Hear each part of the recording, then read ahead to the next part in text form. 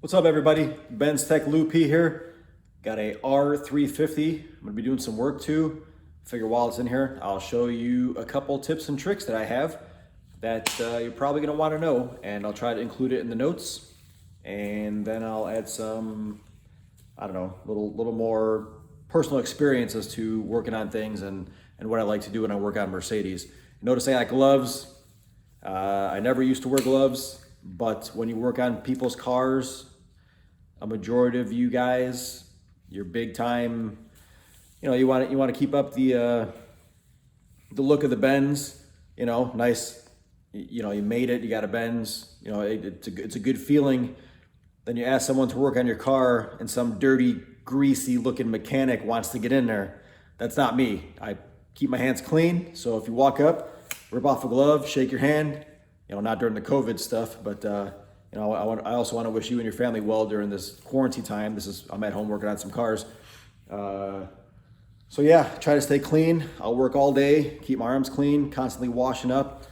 When people want you to work on their car, you want them to take care of your car, if not better than you do, which is what I try to do. So when I work on somebody's car, I try to take care of it more than they do. You can't go wrong that way. Like it's someone's prized possession.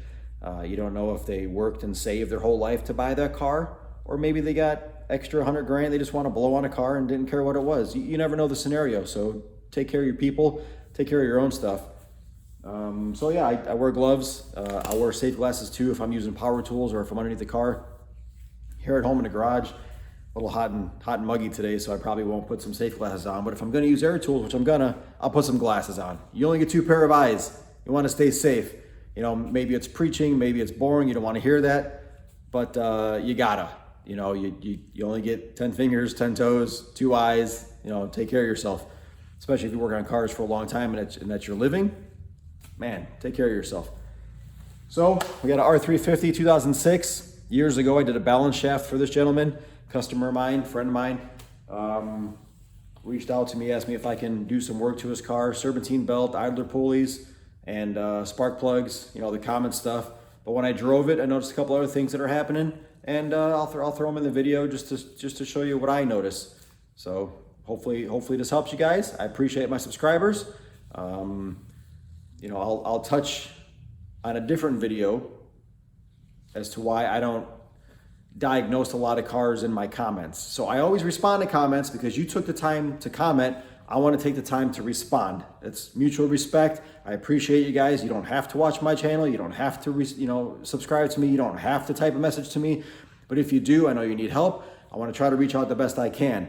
So not that I try to direct you to my site to make money off you. That's not the case. If it's a simple question that I can answer that pertains to 99% of the cars, I'll answer it. The reason I won't answer a lot of questions is just because it's happening to your car doesn't mean it's happening to another's car. And what's gonna happen is someone's gonna read the comments and say, oh, that fixed his car, I'll do that to my car. They're gonna spend time, they're gonna spend money, and it's not gonna be the right thing for their car, and they're gonna be mad at me, or they're gonna be mad at you. They wanna blame somebody. Somebody always wants to point the finger and blame somebody. I don't ever wanna be at fault. I always wanna be the hero. I wanna be the good guy. I wanna help you out, right? So if I direct you to my site, it's because I wanna help you. Not because I want your money, it's because I wanna help you, all right? Money's a byproduct, right? If I take care of you, you want to take care of me, so you pay me the money. That's how I feel it works, all right? I aim to help. That's why I do these videos. I don't get paid from YouTube. I take this time away from my family to do these videos to try to help you guys. Hopefully it helps. I know a lot of people out there need help, so that's what I aim to do. So enough mumbling, because you guys know I like to jarble a lot. I'll get to it and show you guys some stuff, all right? All right, first thing, something as simple as opening the hood. 90% of you guys don't know that your hood has a service position, so I'll show you. I don't have a microphone yet. I'm working on that, but so if I get a little echoey, sorry about that. I'm gonna try to make this garage my little YouTube studio for you guys.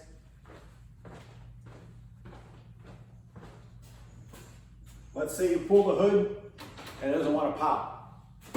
Give it a bang right here, and then pull the hood. And it gives it a pop, right? What that means is your hood latch is a little seized. So you're gonna want to spray some lubricant on this guy. It's just binding, that's all it is. Same thing with the catches on the side, all right? Want to spray some lubricant.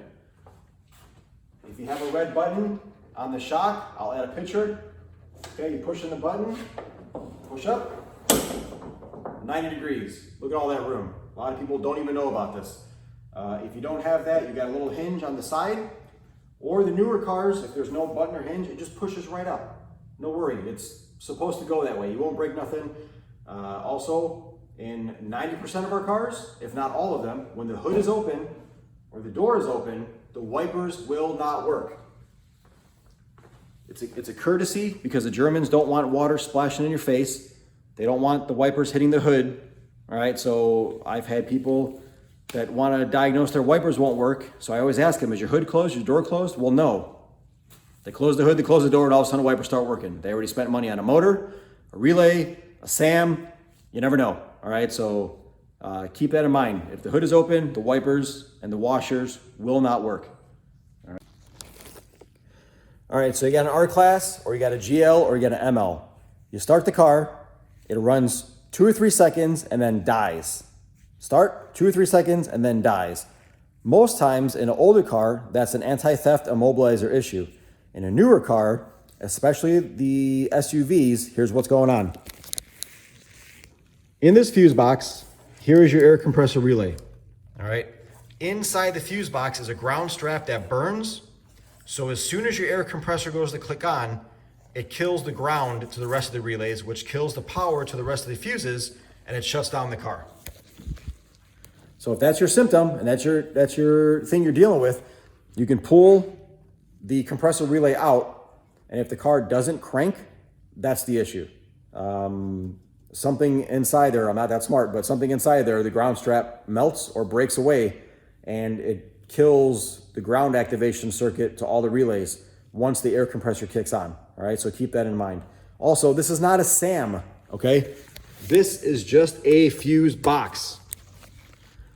Forum people are my enemy because they think that one car has a SAM. Cool, one car's got a SAM. They all must have SAMs. So they recommend to people, change your SAM, change your SAM. If you don't know what a SAM is, it's basically a control module attached to the fuse box. However, in the SUVs, it's not attached to a fuse box. It's just a standalone module. And I'll show you in this video. All right. So I'll give a look around the engine bay. He likes K&N air filters. Waste of money. All right. Any newer car that you put them in, the car is going to know you're getting excess airflow. So it's going to add excess air, or I'm sorry, excess fuel. And it's going to work itself out to being back to stoichiometric. So you're not doing yourself any favor. All right. One thing I want you guys to notice is the AC compressor. It's not a clutch on these 272 engines. 90% of them are a breakaway faceplate. All right. So if your AC is not kicking on and you can turn this independent of the pulley face, it's because the pulley face broke away. All right, the old days we used clutches. Now this is a variable compressor, okay? This here is a normal alternator, but some of the 272s, it's actually a clutch. You'll see a flat face. It's actually a one-way clutch inside there. So if you get excess engine vibrations or excess harsh shifting or a rough engine running, or you feel the engine running a little bit more, it's because the pulley inside there is seized. I wish I had a better example, but most alternators have a one-way clutch. I don't know why they decided some do, some don't. They don't give us that information, but that's that. So we got cam solenoids. Let me pull this off here. Pull here. Wiggle up there. Get that out of the way.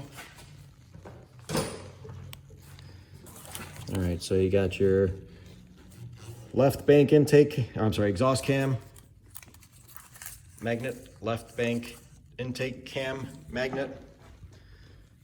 You got your intake cam on your right bank and your exhaust cam on your right bank. So you got 4 engine solenoids, or camshaft solenoids. I can't talk right now. Easy to take out, 1/4-inch wrench.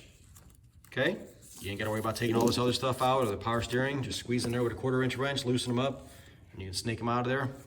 All right, well, you might have to pull the reservoir away, but pretty easy.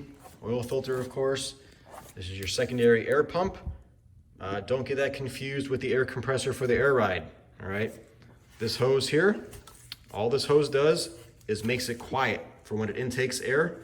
It sucks it from the air filter housing, so it's quiet. So if you ever hear this pump kick on and it's super loud, it's because nobody put that hose on and it's stuck underneath the air filter housing like that because they didn't know it was there, all right? So always check that and make sure that goes back on. So this air filter, these air filters are tucked away underneath the cover. All you gotta do is take out this center bolt, all right, to Torx. Let me zoom in on there. All right, take that guy out. We got two 13s right here, two 13s right here, and that whole brace will come up. We'll be able to get that air filter out of there. When I work on cars, I like to use my little Makita impact driver. So I loosen up the 13s with a 13 mil ratchet just to get them loose. Of course, I'm not saving time showing you guys a video, but it does save time in the workshop. All right, so I break it loose with a 13, get out my little impact driver, zip them out.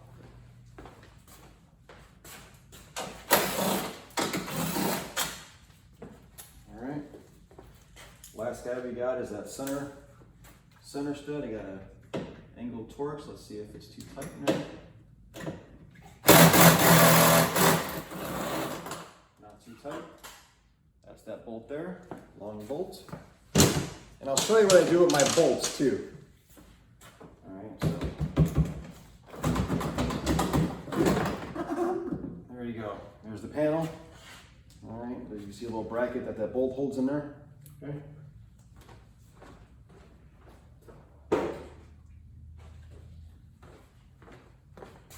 Take off this other air filter housing, intake tube. Up.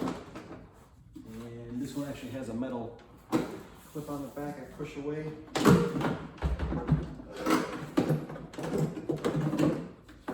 Ram it out of the way. And get it out. Okay. It's a little wire clip that clips on back here. Now, if you ever get codes for fuel trim, pay attention. This rubber seal here likes to tear and roll. So always grease it. There's a seal to the mass airflow. Then there's a seal from the mass airflow to the elbow to the intake, and the seal from the elbow to the intake to the intake. All right, any one of them can be hard or brittle. Normally you can take a look inside the tube and see how dirty it is. Nothing's coming out. You just change these awesome K&N air filters. All right, now here's what I do with my nuts and bolts. Where is my cart?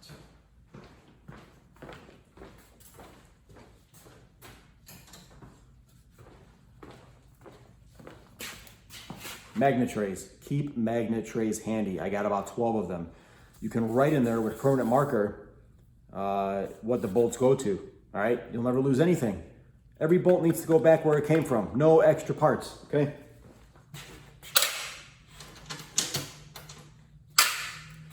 All my bolts. And, aluminum. I'll put this on my cart. I got a tool cart that I use. But you can segregate, draw a line, put it where they go. I keep everything together. Every bolt should go back where it came from, all right? No such thing as extra parts. I always use a tool cart. Don't be the mechanic that lays tools all over the engine bay. That's how stuff gets lost. That's how you get confused as to what order you're in because you see stuff up there. Nothing should be anywhere in the engine bay. Take it away, put it on a cart, keep it organized, keep it detailed, take pictures. You know, videos help. Take a video of when you take stuff apart, how it goes back together. Nothing's worse than taking it all apart and you were talking to somebody or having a conversation or watching TV, listening to music, you're in the groove, you don't know where shit goes back together. So always keep it detailed, write it down, take pictures, can't go wrong.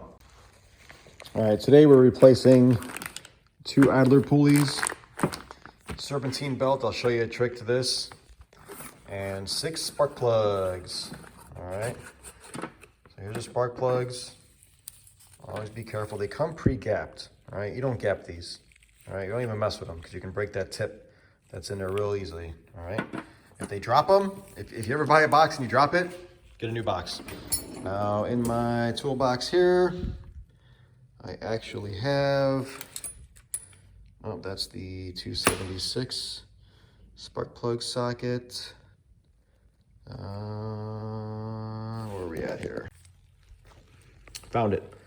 Okay, so here's a spark plug socket for Benz 112-589-010900. Made by Hazit. Good tool, good socket. It's got wire inserts that grab them. They get a little weak after time. You can always put a pick in there and bend them out. All right, but I believe there's a magnet in there too, which helps hold it in. I like this socket. Good socket.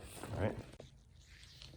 Another thing I use that I cannot live without is my handy dandy, let me move this around here, handy dandy headlights. It's on there, it's on there, boom, adjustable, rotatable, plenty of light.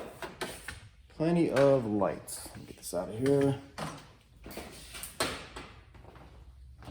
All right, you see everything you need to see.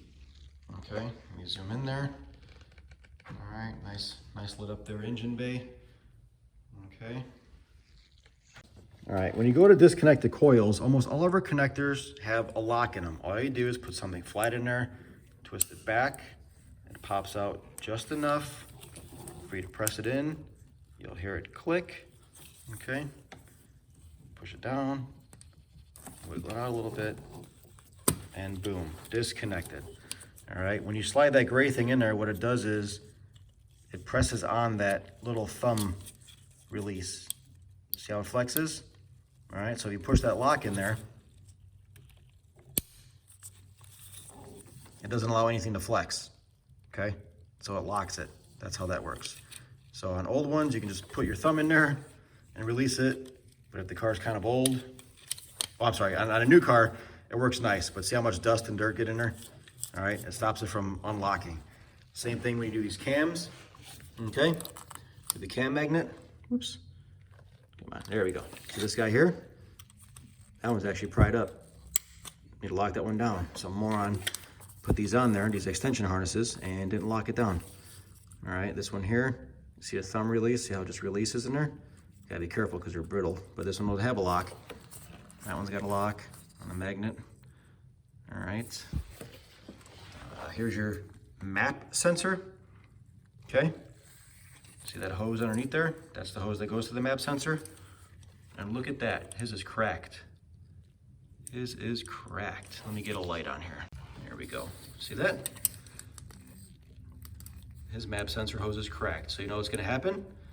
Depending on idle or above idle, it's gonna read wrong and it's gonna set off fuel trim codes because of that. So what I'll do is I'll cut off that part and I'll move it up and slide it back on. That is very common. I've had lots of cars drive me bonkers because of that cracked hose, all right? So always check that on your car. On the 272, 273 engines, it's up here. On the M112 and M113 engines, it's actually on a bracket over here by the water pump, all right? But that's how the map sensor looks. Little round sensor, well, round is the tip. All right, 3 wires, boom. All right, tip number 4 billion. Another thing I do, show respect to your car and others' cars. Always use covers, fender covers of any kind. Blankets, sheets, I don't care. Use covers. You have belts that'll scratch, belt buckles, stuff in your pockets. Okay, you don't want to drop anything in crevices. Keep fender covers at all times on your cars. All right, I choose to use my 1/4 inch air ratchet and I use my airbag tool. All right, it should be a T30, I think it is, T27 or T30. Okay, it gives just enough depth or length to get past the coils. It's long enough to get in there and short enough to where you're not hitting all the fender wells. So I'll unzip all these and don't forget the magnet to catch all the bolts.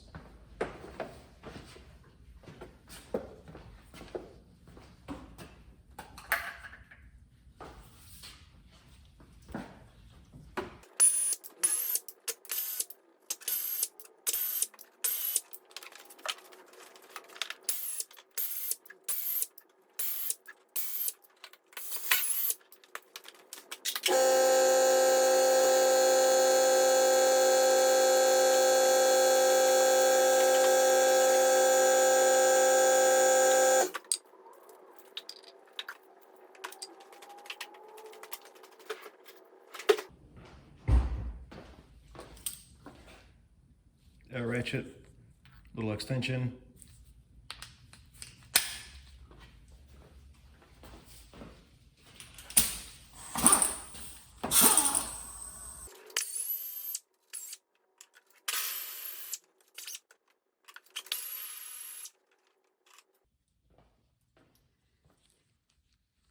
Not too shabby, they don't look too bad.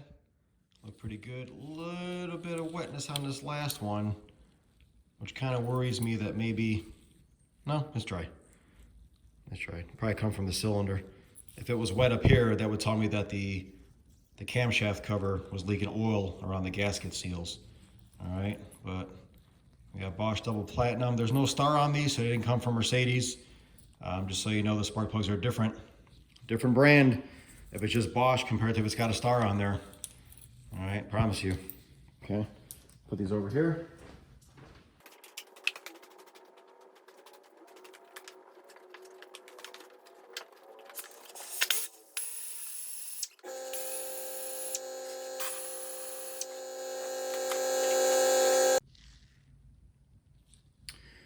All right, you notice I use an air gun to take them out, air ratchet.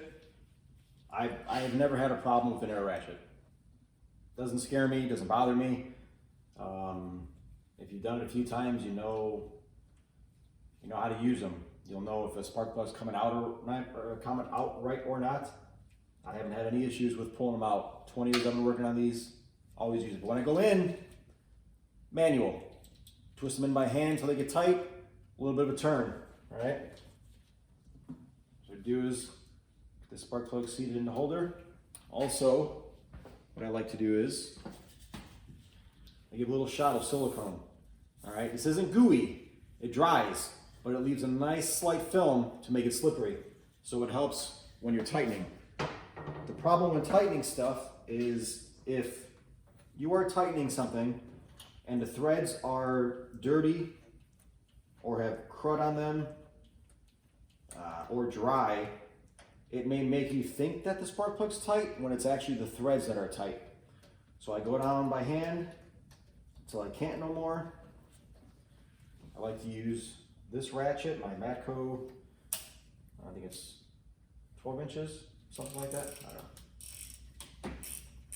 Tighten it up. Once it gets tight, a little bit of a turn, you can feel the crush washer crushing, okay? And then done, that's it. You can torque them to 25 Newton meters if you wish. I never torque spark plugs. You just kind of know that as long as the washer crushes, the sealing washer, that you're good. I try to keep them in the box till I'm ready to use them. If you don't want to drop any of them, okay? So I'll show you in detail. On the plug, this little ring, it's not only a gasket, come on, focus.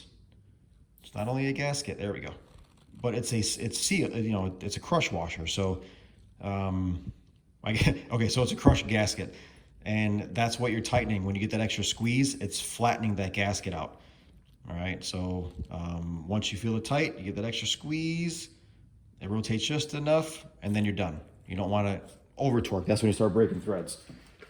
All right, so again, take a little lube, spray some lube on there.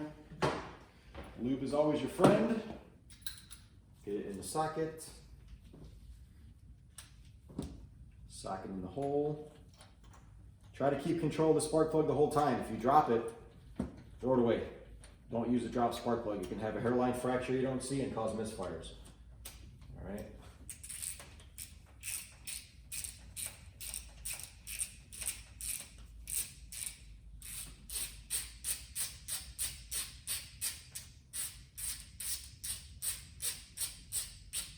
I know there's a crap ton of videos out there showing you how to do spark plugs. I'm not showing you how to do spark plugs. I'm showing you my tips as to when I do spark plugs. All right, and how I do them in this engine.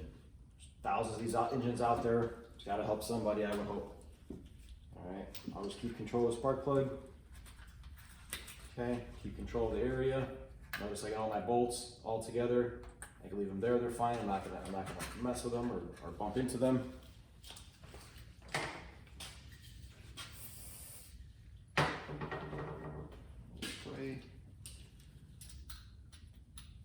Try to keep a nice rhythm to what you're doing. You notice I took out the coils over here, took out the coils over there, or vice versa. Remove the spark plugs over here, remove the spark plugs over there. That way you keep fresh as to what you're doing. Now I'm doing one at a time, front to back. Sometimes I may do back to front depending on the engine. If it's a 112 or 113 with dual spark plugs, I'll start from the back. It's easier to figure out where you're going if you're from the back.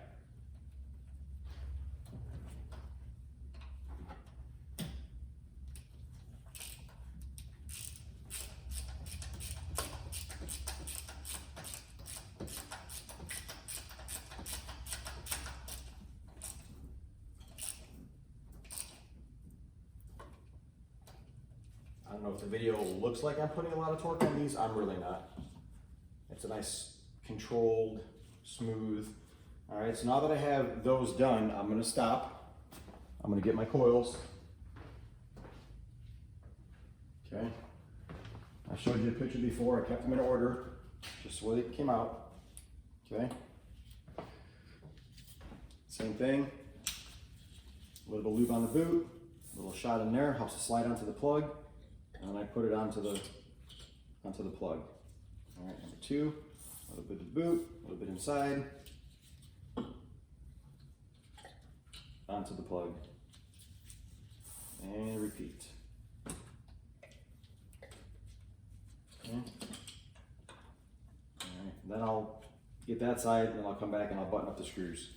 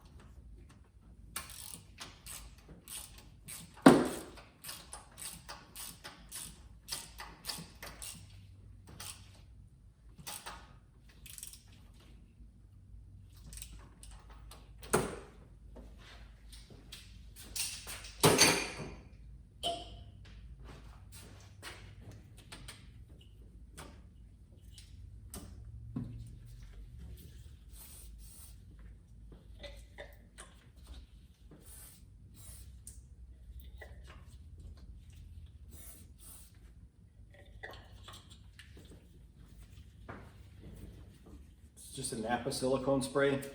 When you spray it, it's wet for a few seconds and then it air dries and it leaves a very slight film. I like to use this. You can use this on connections and everything.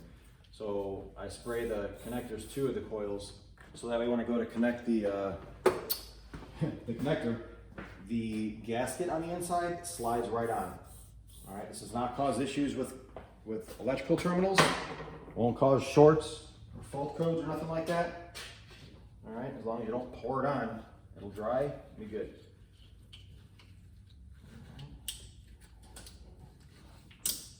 Listen for the snap. Plug the coils back in. Click and lock. Click it in, lock it in. I'll bring you in closer, because I know this is a boring video shot. So here's what I'm doing. I'm pushing the connector on until it clicks, and then locking it, okay? I can do this before or after I bolt the coils in. It's just the way I do it.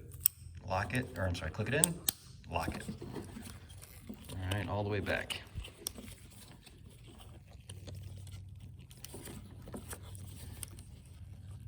That one kind of slid in. There we go. Click it in, lock it. Done. All right, spark plugs are done. I'll go ahead and put these screws back in there and wrap it up. I'll show you about the belt. All right, spark plugs are done. I'm gonna show you a belt trick. What you need, where are we at? Is a thin metal rod or an Allen. All right, it's maybe 3 millimeters, maybe 4 millimeters. I'll see if this is the right one, but regardless, you need a rod, 17 millimeter socket, and a long enough wrench for tension or torque or what's the word? Leverage. Leverage. All right, let me get you in there and see.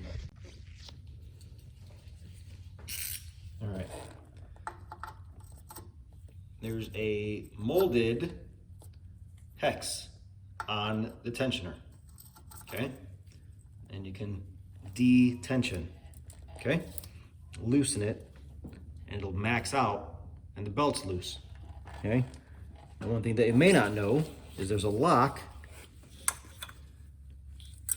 on this side. Oh, that is perfect, okay? And now look at, tension is loose. Tension is detensioned. That little pin, I'll show you a picture, goes into a holder. All right, now we can just pull the belt off. And always pay attention to the way the belt goes on there, okay? So that way you don't forget. Pull the belt off.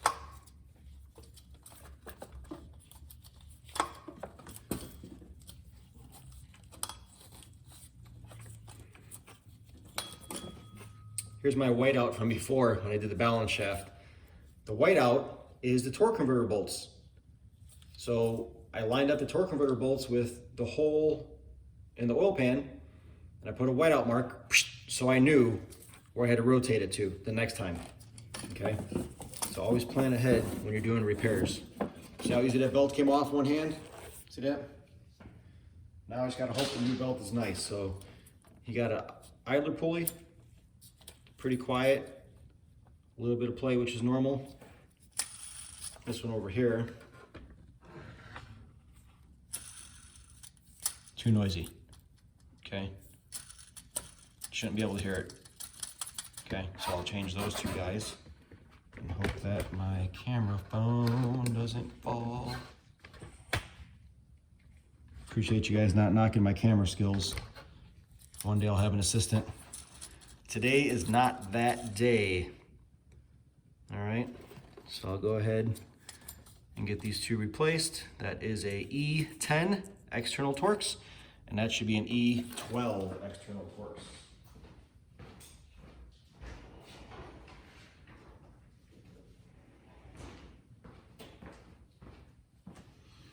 Find this set. I got these right out of Benz school. There's the part number. Ready for this? Oh man, look at that. I have had this set for 20 damn years. They do not break. Okay, of course I said that. I'm about to break one right now. We'll see.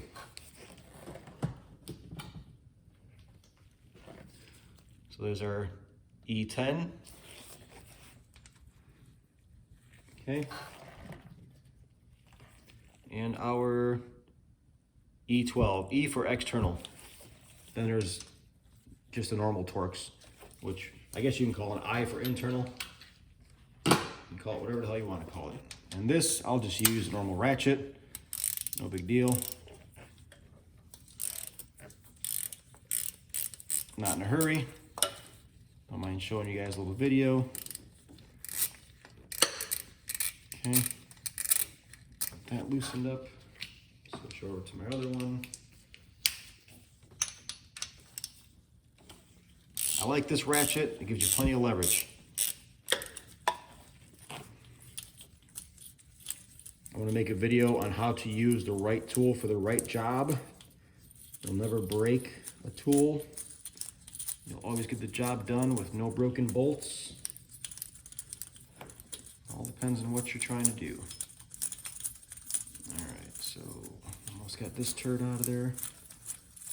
Okay, this one actually has a washer behind there. All right, it keeps the bearing together and a little bit of a spacer. They had a lot of issues with these, okay? So we're gonna end up reusing those pieces. And this guy here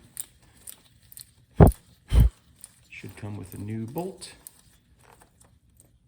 Okay, no washer, everything's good.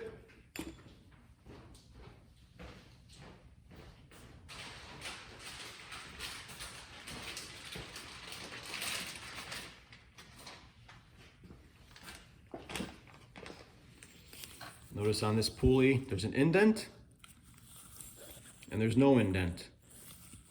All right, so the indent actually went towards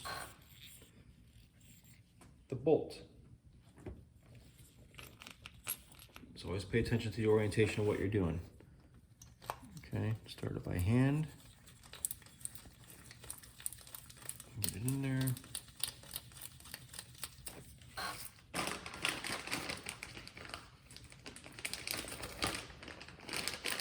This other ones, they're both updated parts. I actually came with a bolt, the washer, and a little bit of a bolt holder that'll compress when you tighten it down. So put that guy in there. I'm sure there's videos on this. This is nothing new. Just trying to teach you how I pay attention to things when I do them. It's made me very successful with paying attention to everything you do. Keep location of everything you own and have. Very diligent and tedious.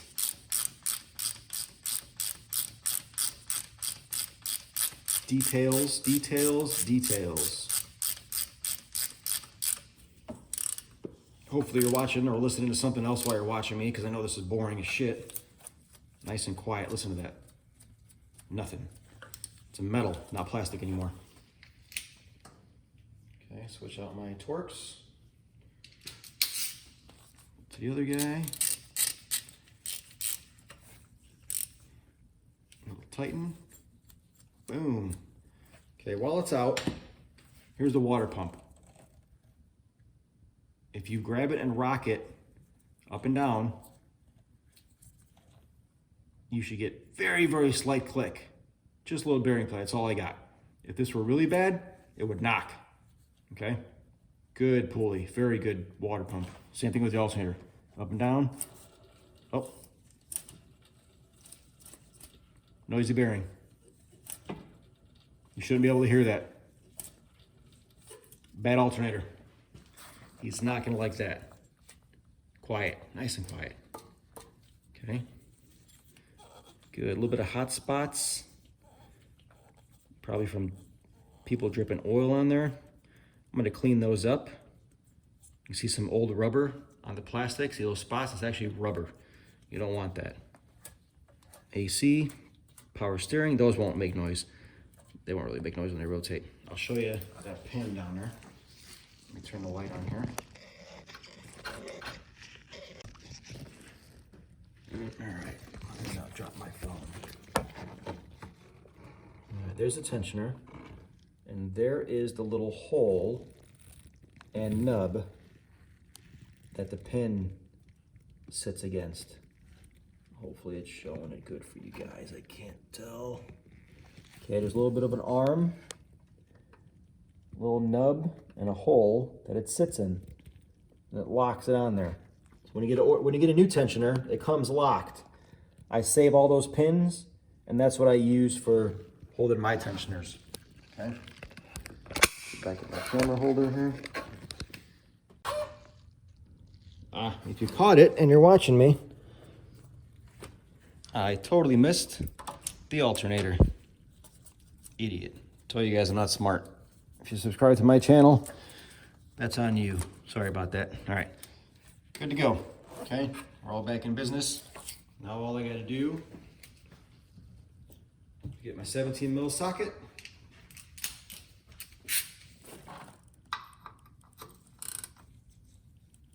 Move the tensioner just a hair. Pull the pin out. Done.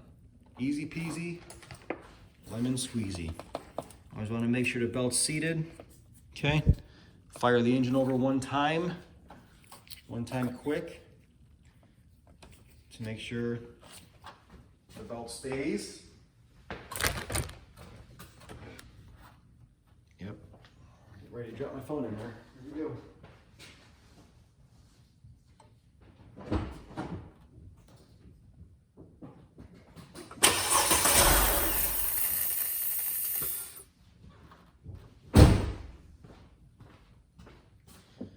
All right. Good to go. No issues there. On to the next thing.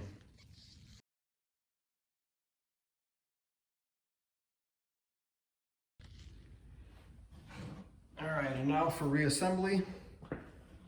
So again, what I like to do is get my silicone, spray around the ring. Then there's 4 rubber mounts that where are you at?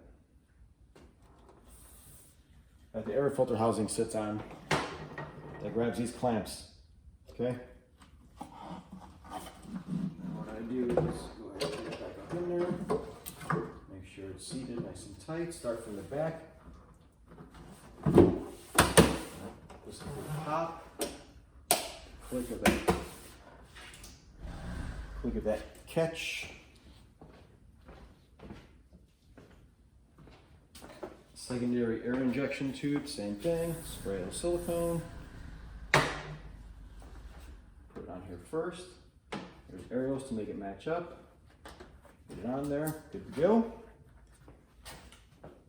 Then I get the intake tubes.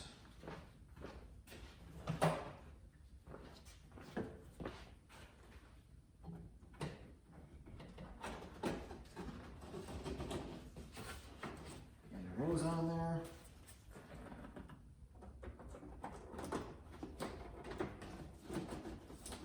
Okay. A little bit of a mess over here. I do not like doing this, but 3 or 4 things compared to everything I've done, not too bad. My magnets out of the way. Parts. Torque set, ratchet, that ratchet. All right, customer also complained, actually when I was driving it, low oil, it said check oil at next fill level.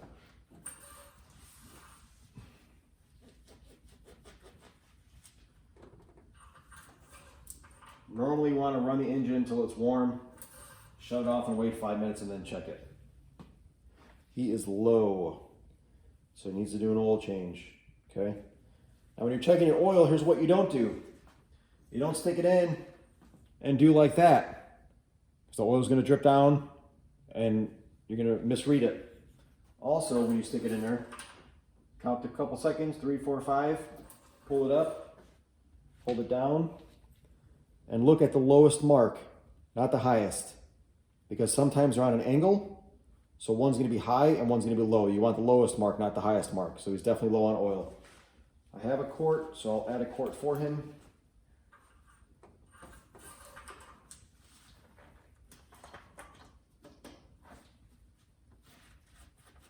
Okay. Should have a quart.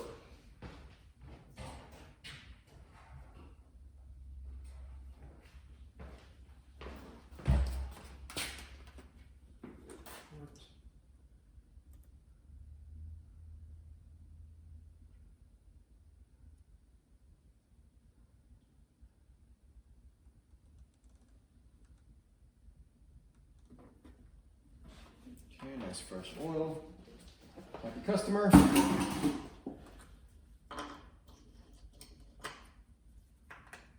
Tighten the oil cap. All right.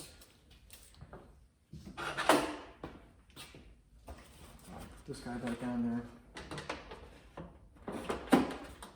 there. Stop, it says. Ha, ha, ha. All right, I'm gonna go ahead and button up this brace and then we'll show you some more stuff.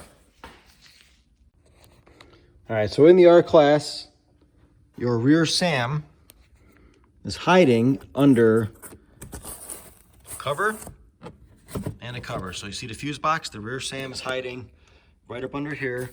There's a release latch on the side here. There's another one down there on the side. You can see the release catch, all right? All these connections, it's typical for these to get water and corrosion in them. How to unlock one of these is you push down on the thumb release and you rotate this forward and it unlocks and it rotates and brings the connection up. All right, so you can rotate it. It unlatches, pick it up. No corrosion, thank goodness. Okay, and when you go to plug it in, always make sure it's nice and square, down nice and easy. Never force it, rotate it till it clicks. All right, there we go. That's your rear SAM. There's your rear fuse box. And luckily no water so far in this car. I'll show you where the front SAM is at next. Well, let me take this back in there. So, get this back in there for you.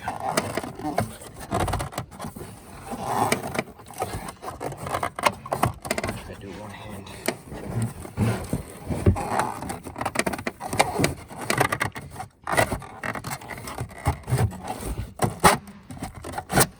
Okay, click. See, there's a release tab there. And the other release tab over here. Right there.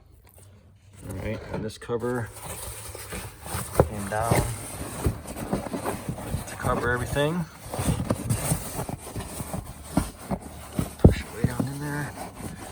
Nice and flat, straighten it back out where it belongs. And this guy, right back over the top. 3 little holes that it's set into. Boom. Little lip. Boom, okay. Easy peasy lemon squeezy. Another thing that's wrong with this car is watch this. Watch what it does. It stops. Okay, why does it stop? This here is a pinch strip. If something pushes on it, it closes a circuit and it stops the trunk from closing, okay? Same thing over here.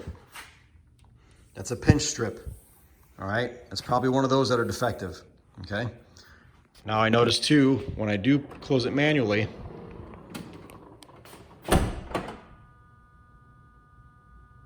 it made a noise, but it never locked, never latched, okay? It's not closed, okay? All right, what happened is, oh, stop. The latch failed. When it clicks to the first, when it catches the first click, it should pull it in tight to the second click. The motor's bad, so he needs a tailgate latch.